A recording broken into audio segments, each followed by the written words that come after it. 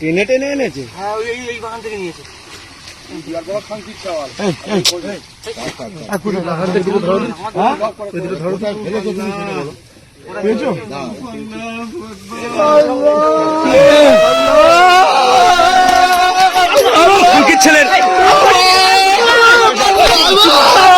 বারুইপুরের বর্বরতা একটি ঘটনা দেখিয়ে আপনাদের সামনে পর্বটা শুরু করলাম এবং সেখানে আবারও এক তরুণীর মর্মান্তিক মৃত্যু। বস্তাবন্দি তার দেহ পুকুর থেকে উদ্ধার হওয়ার পর তারপরে একটি ঘটনা দেখালাম এবং এই ব্যক্তিকে মারধরের ঘটনাটা আমি ইচ্ছাকৃতভাবে কেটে দিয়েছি। শুধু তাই নয়, ওই একজন 12 বছরের তরতাজা তরুণীর ওপর অত্যাচার করে তাকে খুন করে বস্তাবন্দি করে পুকুরে এইভাবে ফেলে দেওয়ার এই তীব্র নিন্দাজনক এই ঘটনার আমরা একেবারেই কঠোর থেকে কঠোরতম সাজা চাই। দল বর্ণ ধর্ম নির্বিশেষে যারা এর সঙ্গে জড়িত কঠোর থেকে কঠোর সাজা আমরা চাই। এবং এই ঘটনায় ইতিমধ্যেই এক 26 বছরের সন্দেহভাজন যুবককে পিটিয়ে মেরে ফেলা হয়েছে, ইন্দ্রজিৎ তাঁতি। সেটিও সমানভাবে অপরাধযোগ্য একটি কাজ। জানি যারা পরিবার রয়েছেন কিংবা যারা আশপাশে রয়েছেন তারা খুবই এই মুহূর্তে মর্মাহত, কিন্তু এই মর্মাহত পরিস্থিতিতে যদি আরো একটা অপরাধকে কেন্দ্র করে যদি আরো একটা অপরাধের মতো ঘটনা ঘটে যায়, সেটা কিন্তু মানে আস্তে আস্তে ছড়িয়ে পড়তে পারে। তো সেই জায়গায় আমাদের সচেতনতা বৃদ্ধি করে এই মুহূর্তের নবগঠিত সরকার, যেহেতু শুভেন্দু অধিকারী মুখ্যমন্ত্রী হিসেবে পরিষ্কার তার বাবাকে বলেছেন যে এই ঘটনায় কেউ রেওয়াজ পাবে না এবং আপনি মঙ্গলবার দিন এসে বিধানসভায় আমার সঙ্গে দেখা করুন। শুভেন্দু অধিকারী এবং পুলিশের নেতৃত্বে 6 সদস্যের সিট গঠন করা হয়েছে, একজন সন্দেহভাজনকে গ্রেপ্তার করা হয়েছে। তবে এই ঘটনাটিকে অনেকেই বলছেন রেপ অ্যান্ড মার্ডার, আবার অনেকেই বলছেন, আমার কাছে যে ফুটেজ রয়েছে সেখান থেকে অনেকেই বলছেন যে টাকা চাওয়ার জন্যই কিন্তু ওই নাবালিকা 12 বছরের নাবালিকাকে প্রথমে ধরে রাখা হয়। তার উদ্দেশ্য ছিল টাকা চাওয়া এবং শেষ পর্যন্ত সেই ব্যাপারটা যখন ভেস্তে যাওয়া হয়, অনেক লোক দেখে ফেলে, তারপরে তাকে বস্তাবন্দি করে মেরে ফেলার সিদ্ধান্ত নেওয়া হয়। সে যাই হোক, এই মানে নারকীয় ঘটনার সঙ্গে যারা জড়িত তাদের একেবারে কড়া থেকে কড়া মানে আমাদের শাস্তি দিতে হবে এদেরকে, এই দাবি। তবে মমতা বন্দ্যোপাধ্যায় এটা নিয়ে রাজনীতি করতে গেলে তাকে থামিয়ে দিয়েছে যে শুভেন্দু অধিকারী, তাকে স্বাগত জানায়। অত্যন্ত সুখকর এবং সঠিক পদক্ষেপ নিয়েছে বর্তমান মুখ্যমন্ত্রী। কেন জানাবো আপনাদের সামনে, আরো বেশ কিছু তথ্য, আরো অন্য ঘটনা আজকে আপনাদের সামনে বলে জানাবো যে কেন মমতা বন্দ্যোপাধ্যায়কে থামানোটা জরুরি ছিল। নমস্কার, welcome to simple as a বিষয়ে আপনাদের সকলকে স্বাগত জানিয়ে শুরু করছে অত্যন্ত গুরুত্বপূর্ণ একটি পর্ব। আপনারা জানেন হয়তো এই ঘটনায় মমতা বন্দ্যোপাধ্যায় কেন এসেছেন, কেন তিনি গত রাতে বারুইপুরে যাওয়ার ইচ্ছা প্রকাশ করেছেন, তার একমাত্র কারণ হতে পারে তিনি রাজনীতিটা করেন রং দেখে, বর্ণ দেখে, ধর্ম দেখে। এবং যেহেতু খুব দুর্ভাগ্যবশত সেই যে আমাদের নিজেদের বোন বা কন্যা সমা একেবারেই নারকীয় যার বিরুদ্ধে এই পরিস্থিতি হলো, সেইটি মুসলিম পরিবারের বলে বোধহয় জানি না মমতা বন্দ্যোপাধ্যায় এই ঘৃণ্য রাজনীতিটা শুরু করলেন কিনা। তার কারণ যে মমতা বন্দ্যোপাধ্যায়ের রাজত্বকালে পরিষ্কারভাবে এই ঘটনা, এই ধরনের ঘটনাগুলোকে তিনি বলতেন লাভ অ্যাফেয়ার্স ছিল, ঠিক আছে, মেয়েটা প্রেগনেন্ট ছিল, এরকম বলতে তিনি দ্বিধাবোধ করতেন না। এবং তারা নাবালিকা, মমতা বন্দ্যোপাধ্যায় নাবালিকাদের বিরুদ্ধেও এই ধরনের স্টেটমেন্ট দিয়েছিলেন। দুঃখজনক সেই ঘটনা, সেই জন্য মমতা বন্দ্যোপাধ্যায়কে থামানোটা অত্যন্ত জরুরি ছিল। এইখানে আমি ঠিক আপনাদের সামনে দেখাবো মমতা বন্দ্যোপাধ্যায়ের বাড়ির চত্বরটা ঘিরে পুলিশ প্রশাসনের একেবারে তৎপরতা, সেই জায়গাটা গতকাল রাতের 7টার ছবি একটু দেখাবো।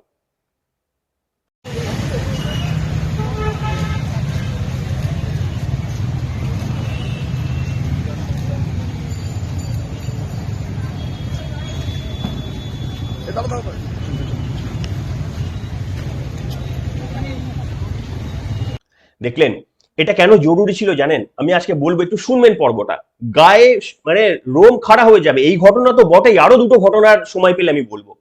দেখুন, গতকাল এই ঘটনাটি হয়েছিল শনিবার দিন। একজন নাবালিকা, তিনি রাস্তায় বেরিয়েছিলেন কিছু কেনার উদ্দেশ্যে সম্ভবত, এবং তারপর থেকে তাকে খুঁজে পাওয়া যাচ্ছিল না। খুঁজে যখন পাওয়া গেল সেটা রবিবার দিন, তার বস্তাবন্দি নিথর দেহ আমাদের ছোট্ট মেয়েটির, আমাদের ছোট্ট মানে কন্যা সম কিংবা সন্তান সম ওই ছোট্ট মেয়েটির নিথর দেহ পাওয়া গেল পুকুরের মধ্যে বস্তাবন্দি। এই ঘটনার প্রতিবাদ করতে গিয়ে মানে ক্ষোভ উগড়ে পড়াটা খুব স্বাভাবিক ব্যাপার, কিন্তু সেই ক্ষোভ উগড়ে পড়তে গিয়ে যে আরো একটি নৃশংসতম ঘটনা ঘটে গেল, যদি সে দোষীও হয়ে থাকে ইন্দ্রজিৎ তাঁতি 26 বছরের, কেন তাকে পুলিশে ধরিয়ে দিয়ে এই ঘটনার সঙ্গে আরো যে 3-4 জন জড়িত ছিল তাদের সন্ধান পাওয়ার কিংবা একেবারে সাক্ষী পাওয়ার ব্যবস্থাটা করতে দিল না, কিংবা একেবারে পুলিশের উপর মারধর, পাথর বৃষ্টি থেকে শুরু করে সাংবাদিকদের ক্যামেরা পর্যন্ত বন্ধ করে দেওয়া হলো। এই ঘটনাটা যারা আইন শৃঙ্খলা ভঙ্গ করছেন তারা কিন্তু আদতে ওই পরিবারটির বিরুদ্ধেই যাচ্ছেন। তার কারণ আমাদের উদ্দেশ্য ওই পরিবারের পাশে থেকে যারা এই মানে ঘৃণাতম ঘটনাটি ঘটালেন তাদের বিরুদ্ধে কঠোরতম শাস্তি দেওয়া, কিন্তু আপনারা যদি আইন হাতে নিয়ে এই রকম উল্টো কাজ করেন তাহলে কিন্তু মানে সেটা অন্তরায় হয়ে যেতে পারে। আমি দেখাবো আপনাদের সামনে মিডিয়া পার্সনদের পর্যন্ত সেখানকার মব আক্রমণ করেছেন। রাগ হওয়াটা স্বাভাবিক, ওই রকম তরতাজা 12 বছরের ফুটফুটে সন্তানকে কেড়ে নিলে কারোর মাথা ঠিক থাকে না, কিন্তু তা বলে কোনো অবস্থাতেই আইন হাতে তুলে নেওয়াটা সমীচীন নয়। যেখানে শুভেন্দু অধিকারী তার বাবাকে কথা দিয়েছেন যে তিনি এর বিচার করে ছাড়বেন, যে শুভেন্দু অধিকারী তামান্নার প্রত্যেকটা দোষীকে ধরে দিয়েছিলেন, আপনাদের অন্তত কয়েকটা দিনের সময় অন্তত এই সরকারকে দেওয়া উচিত, তারপরে আপনারা তীব্রতর আন্দোলনে যেতেই পারেন, আপনাদের সে অধিকার রয়েছে। দেখাবো ক্যামেরা পার্সনদের সাংবাদিকদের ওপর কি মানে আক্রমণ হয়েছিল।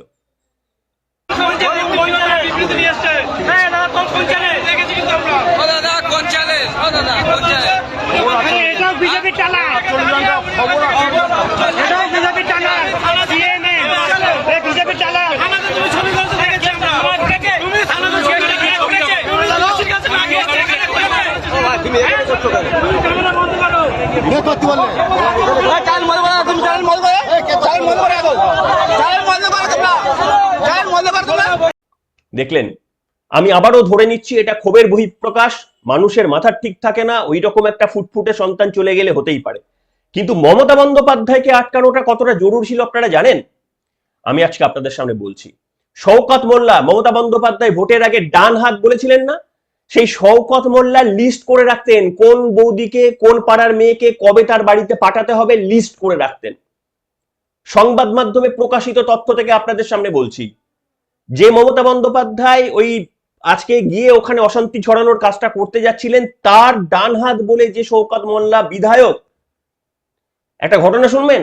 2019 সালের একটা ঘটনা, মানে শুনুন, 2019 সালের একটা ঘটনা, এক মানে মহিলা অভিযোগ করছেন তার সন্তানকে শওকত মোল্লা তার বাড়িতে আটকে রেখে দিয়েছিল।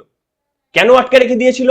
তার কারণ হচ্ছে 1 বছর ধরে সন্তানকে আটকে রেখে দিয়েছিল এবং ওই সন্তানকে ফিরিয়ে দেওয়ার ব্ল্যাকমেলিং করে তার মাকে বাধ্য করত, 1 বছর যখন প্রয়োজন পড়তো ওনার মা বলছেন গাড়ি পাঠিয়ে দিত, যখন আমার প্রয়োজন ওনার প্রয়োজন পড়তো, ওনার বন্ধুদের প্রয়োজন হতো, গাড়ি চলে আসতো বাড়ির দরজায়, সেই মহিলাকে চলে যেতে হতো। নিজের সন্তানের মুখের কথা ভেবে নিজের 1 বছর ধরে তার বিরুদ্ধে এই রকম মারাত্মক নারকীয় অত্যাচার চালিয়েছে মমতা বন্দ্যোপাধ্যায়ের ডান হাত। সেই মমতা বন্দ্যোপাধ্যায় আজকে যাচ্ছেন, আজকে গতকাল যাওয়ার চেষ্টা করছেন, নাটক করার চেষ্টা করছেন। তার আমলে ঘটে যাওয়া একের পর এক ধর্ষণে তার বিবৃতি মানুষ ভুলে গেছে। এই লাস্ট সর্বশেষ দুর্গাপুরের আইকিউ সিটি নিয়েও তিনি বলেছিলেন মেয়েরা রাস্তায় কেন রাতে কেন বেরোবে। আজকে জানি না তিনি এই ঘটনায় থাকলেও এই একই কথা বলতেন কিনা, যে লাভ অ্যাফেয়ার ছিল, মেয়েটা কেন একা একা ছোট্ট মেয়ে রাস্তায় কেন বেরোবে। আমরা জানি না, এরকম দুর্ভাগ্যজনক মুখ্যমন্ত্রী আমাদের আজকে নেই, এটা আমাদের একটা, কিন্তু তা বলে আইন কেউ হাতে তুলে নেবেন না, রিকোয়েস্ট, আইন কেউ হাতে তুলে নেবেন না। তার কারণ আমাদের সমাজ জানে কিভাবে আন্দোলন গড়ে তুলতে হয়। আপনারা মানে সংঘবদ্ধভাবে আন্দোলন করুন, আমরা সবাই আপনাদের সঙ্গে রয়েছি যতক্ষণ না পর্যন্ত শেষ দোষী শাস্তি পায়। কিন্তু যদি এটাকে ভায়োলেন্সের আকারে নিয়ে যান তাহলে কিন্তু আপনারা মৃতর পরিবারের সঙ্গে আপনারা কিন্তু উচিত কাজ করবেন না। আমি আরো একটা ঘটনা বলি, এই ঘটনাটা লাইমলাইট আপনারা কেউ জানেন, শুনেছেন? এই ঘটনাটা শুনলে চমকে যাবেন। আমি আপনাদের সামনে বলছি, ঘটনাটা হয়েছে, আমি এটা সংবাদ মাধ্যমে আনন্দবাজারে ছাপা হয়েছে 24শে জুন, অর্থাৎ সপ্তাহ 3 আগে, 2-3 সপ্তাহ আগে খবরটি ছাপা হয়েছে। দেখতে পাচ্ছেন, নাবালিকাকে 3 মাস বাড়িতে আটকে গণধর্ষণ, তারপর লোক দেখানো বিয়ে, মাটিগাড়ায় ধৃত তৃণমূল নেতার 2 পুত্র। এই ঘটনাটা শুনবেন, তারপরে মুখ্যমন্ত্রী মমতা বন্দ্যোপাধ্যায়কে যারা যেতে পাঠানোর জন্য অনুপ্রেরণা যোগাচ্ছেন তাদেরকে এই প্রশ্নটার উত্তর দিতে বলবেন। কি হয়েছে জানেন? আপনারা কেউ জানতেন এই খবরটা? আমি আপনাদের সামনে বলছি কি হয়েছে। মাটিগাড়া, জলপাইগুড়ির মাটিগাড়াতে 15 বছরের, সেও তো কিশোরী, আজকে 12 বছরের মর্মান্তিক মৃত্যু হয়েছে। তার মৃত্যু হয়নি, কিন্তু তার মৃত্যুর থেকেও চরম পরিণতি করেছে মমতা বন্দ্যোপাধ্যায় সরকার এবং তাদের নেতৃত্বে। বলছি শুনুন ঘটনাটা। ওই মানে নাবালিকা 15 বছর রাস্তা দিয়ে যাচ্ছিল, তাকে তৃণমূল কংগ্রেসের পঞ্চায়েতের সদস্যের 2 ছেলে তাকে ধরে নিয়ে তার বাড়ির মধ্যে চলে যায়। 3 মাস ধরে বাড়িতে নিয়ে যায়। বাড়িতে নিয়ে গিয়ে যখন যার প্রয়োজন হয়েছে ওই বাচ্চা মেয়েটিকে নিয়ে তাদের লালসা ভোগ করেছেন।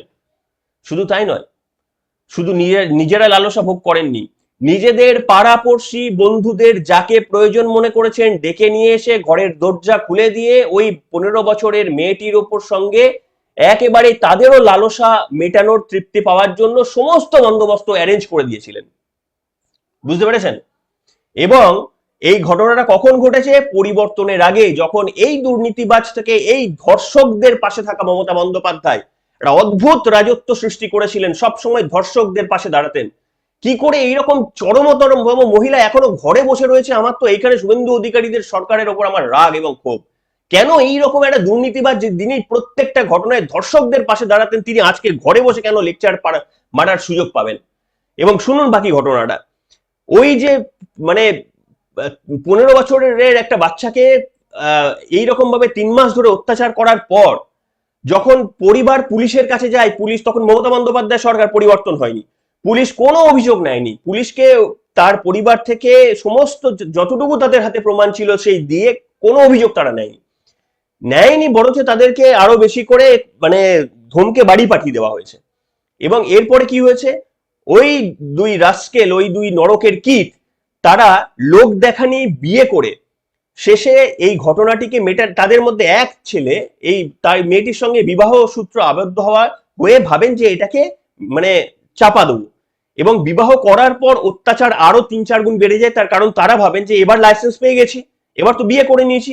তারপরে মেয়েটির ওপর আরো শারীরিক অত্যাচার, নিজে এবং পাড়া প্রতিবেশীর বন্ধুদের নিয়ে এসে তার সঙ্গে গণধর্ষণ করে একেবারেই এরকম ভাবে ওই 15 বছরের বাচ্চার মধ্যে দিয়ে 3 মাসে কি চলেছিল এবার কল্পনা করে দেখুন। এবং তার মায়েরা যখন গেছে, তার মানে নির্যাতিতার মা জানতে পেরে যখন তার সেই বাড়িতে গেছে, নির্যাতিতার কোনো ভাই যখন গেছে, তাদের কাঁধের ওপর মাথার ওপর বন্দুক ঠেকিয়ে বলা হচ্ছে মেরে দেবো দ্বিতীয়বার আসলে এখানে।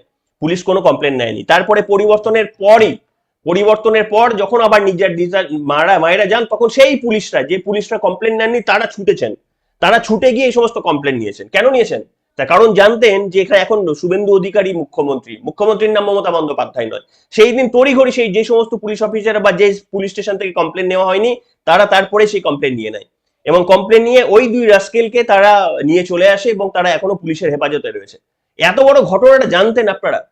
জানতেন? আজকে অনেকে বলছেন যে এই ঘটনাটা যেহেতু, অনেকে আবার বলছেন এটা বিজেপির সমর্থকরা জড়িত। দেখুন, এইখানে যারা সমর্থক দেখছেন, যারা রং দেখছেন, তাদের মতো দুর্বিনীত আর কেউ হয় না। ধর্ষকের যারা রং দেখেন, আমরা আগেও বলেছিলাম যে ধর্ষকের যারা রং দেখছেন তারা অত্যন্ত মানে মানে ঘৃণাযোগ্য একজন ইয়ে। ধর্ষকের একটাই রং, এবং তাদের একেবারেই চরম থেকে মানে এবার তবে এইখানটাই দেখুন, এটা নিয়ে বললাম, এখনো কিন্তু কনক্লুশন আসা যাবে না। আমার পলিটিক্যালি আমাকে কারেক্ট থাকতে হবে, তার কারণ আমাকেও সঠিক কথা বলতে হবে, আপনাদের মিসলিডিং তথ্য দিলে আমাকে হবে না।